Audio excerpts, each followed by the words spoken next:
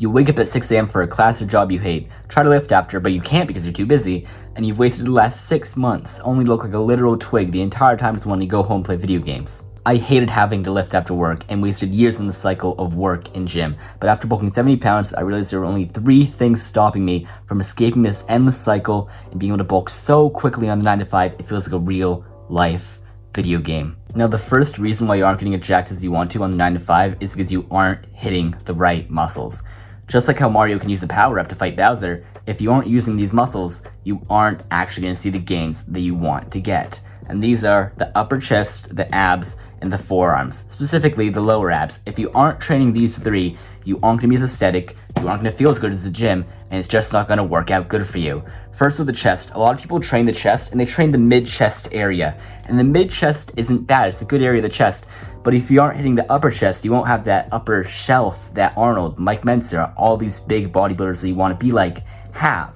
You know, you just need to train this. So what you want to do is do incline bench press, incline barbell. What you can do if you don't have any equipment at home, you can do decline push-ups, whatever you want to do to get that incline and that upper chest being hit. Next is the lower abs. For the abs, a lot of people will say, oh, you know, just do crunches, just do 30-minute ab routines.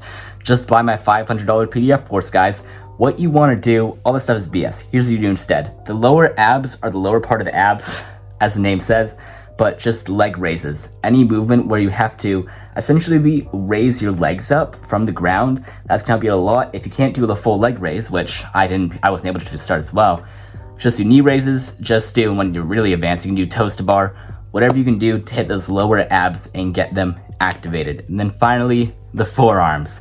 You want big, girthy forearms, and forearms just really help put the physique together. If you're wearing a big shirt on, you know, nothing tight, this way people still say, oh, he has huge arms. Second is you aren't hitting the right workouts. If you're spending, you know, this is what I did for the longest time. I did 2 sets, and then I did as many reps to failure. So I would do like 2 sets, and then just like as many reps as I could, so like 12 to 15. But the thing is that although it feels good, although that full body 3 days a week, that high intensity split, it feels good, you know, as guys that work jobs, that are at school, whatever you're doing, it's like you want that high intensity, but it's just that that's not how muscle is built. You're just doing extra volume for nothing, and it just isn't helping you. So what you want to do instead is just do, you know, you can still do the full body, that's great. Do 3 days a week, 4 days a week, as many as you can do. However, what you want to do is do 8 to 12 reps and stay at that. 8 to 12 reps, 3 to 4 sets.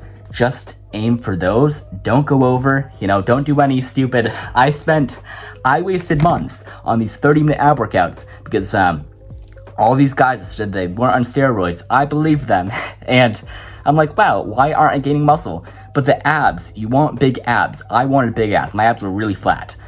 Your abs aren't any different from your biceps. You wouldn't do 10,000 one-pound bicep curls, right? No, you wouldn't. What you would do is you would first, like, you know, you would do 1 set of like 8 and then do 1 set of like 12 with a lighter weight. That's all you want to do, is just do that 3 to 4, 8 to 12, and don't treat any muscles differently. And then the final reason why you aren't seeing the progress you want and the time that you want in the gym is because you aren't actually lifting on the days you can't make it to the gym.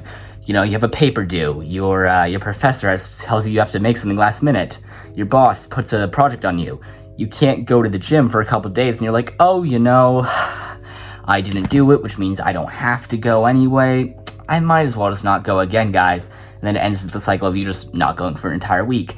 So what you want to do is what I call the Tyler Durden split, because I watched Fight Club, and I'm like, oh, I want that physique. How do I get that physique? So I made a full...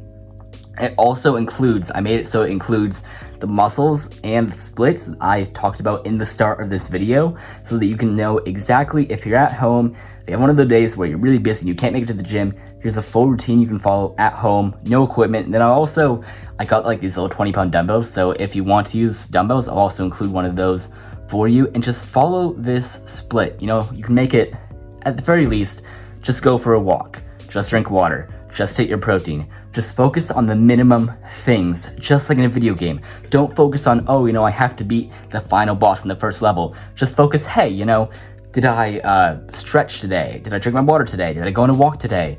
Did I do some push-ups today? Do some crunches?